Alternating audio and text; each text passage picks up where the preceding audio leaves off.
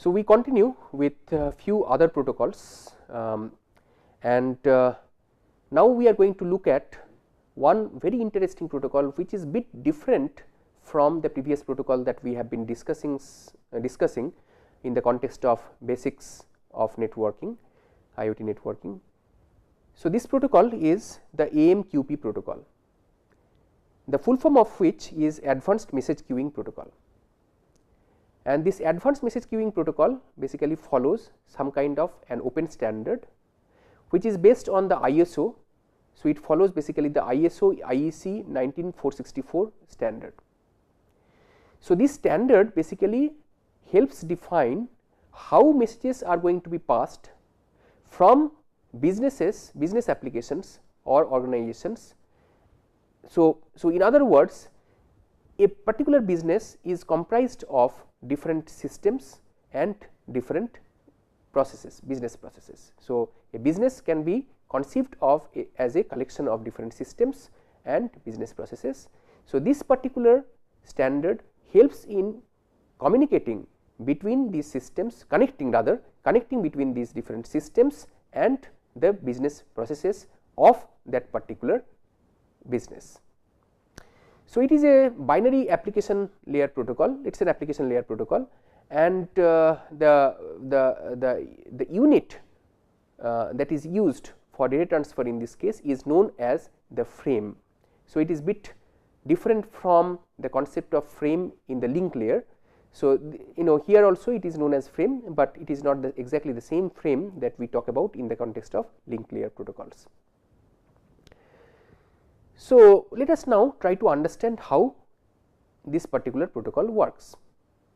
So, we have clients which are producers of different messages, we have a server, and on the other hand we again have a layer of clients which are a consumer of the messages. So, we have the producers of the messages, we have the server which comprises of routers and filters and queues for forwarding the message, for queuing and for buffering and forwarding the messages, and then we have the consumers of the message. So, this server basically acts as a broker, the server acts as a broker. So, essentially what happens is these clients, for example, different sensors, they produce different data, they produce different messages. So, these messages are sent to the different routers and filters in this manner, which again can be buffered in a queue and with the intention of forwarding them again in the future, and these data, the forwarded data beyond the server, are sent to other types of clients which are the consumers of these messages. So, we have the producers, we have the server in between, and we have the consumers. So, AMQP can be thought of as a collection of different features. These features basically cuts across things such as organization. So, basically AMQP can help in connecting different organizations, connecting different technologies, connecting different organizations with respect to time, that means at different points of time, and the technologies and the organizations that are located in different locations, connecting them as well. So, these are the main features of AMQP. So, connecting organizations, technologies, time and space which could be distinct from one another. So, distinct organizations, distinct technologies, with respect to time, variations in time, variations in the space, AMQP basically helps in connection. Few other features from a different perspective. AMQP supports security, reliability, interoperability.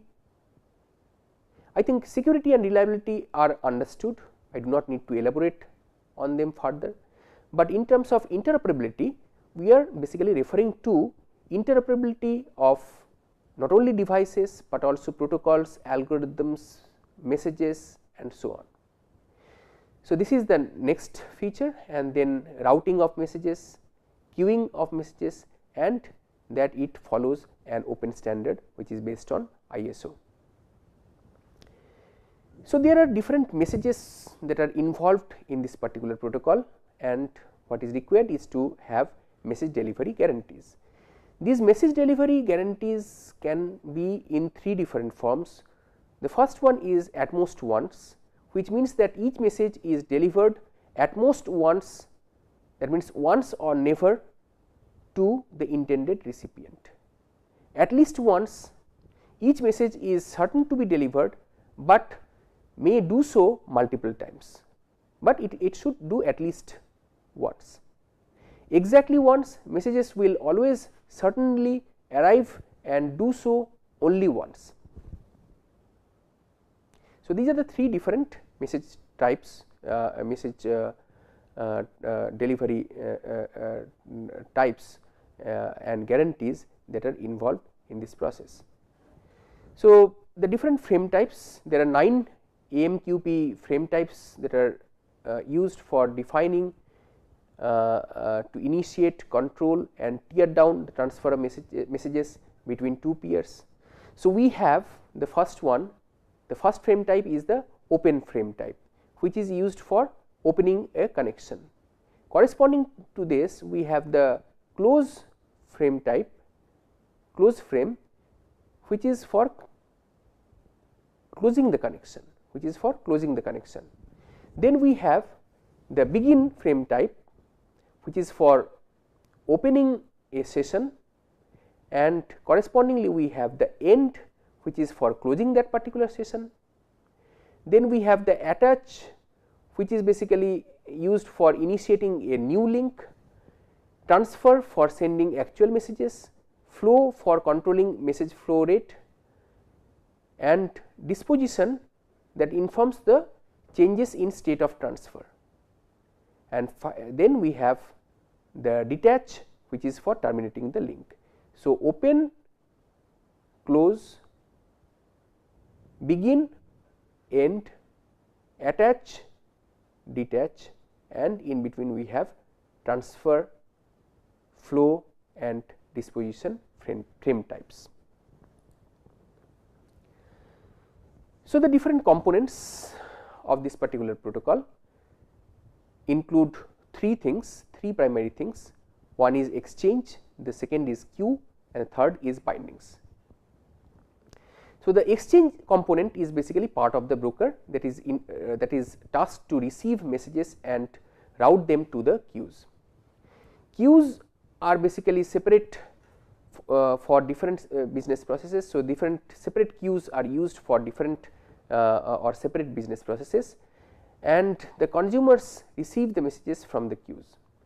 Bindings are rules for distributing the messages, which means that determining who can access what message, the destinations of the message and so on. So, we have different exchange types. In the case of AMQP, AMQP has basically 4 different exchange types. One is the direct, the second is basically the fan out, the third is the topic, and fourth is the header. So, these are the 4 different AMQP exchanges. So, direct exchange, fan out exchange, topic exchange and header exchange. So, we are not going to go through these in detail, just to keep things simpler and easily remembering. So, that is the reason we have not discussed these in further detail. So, these are some of the features of AMQP. It offers targeted QoS, which basically targets selective offering of QoS to certain links, persistence, which basically implies offering message delivery guarantees. Then we have the delivery of messages to multiple consumers, the possibility of ensuring multiple consumption, possibility of preventing multiple consumption, and high speed. In terms of the applications, it can be used for monitoring and global update sharing applications, connecting different systems and processes to talk to one another, allowing the servers to respond to immediate requests quickly and delegate time consuming tasks for later processing, distributing a message to multiple clients for consumption, enabling offline clients to fetch data at any time, and increasing the reliability and uptime of application deployments. So, this basically concludes the discussion about this protocol.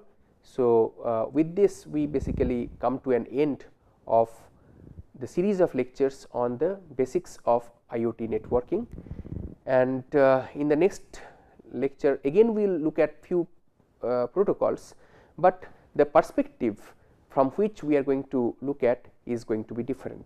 So, there we are going to look at protocols that are very much useful and that are used for establishing connectivity in IoT. Thank you.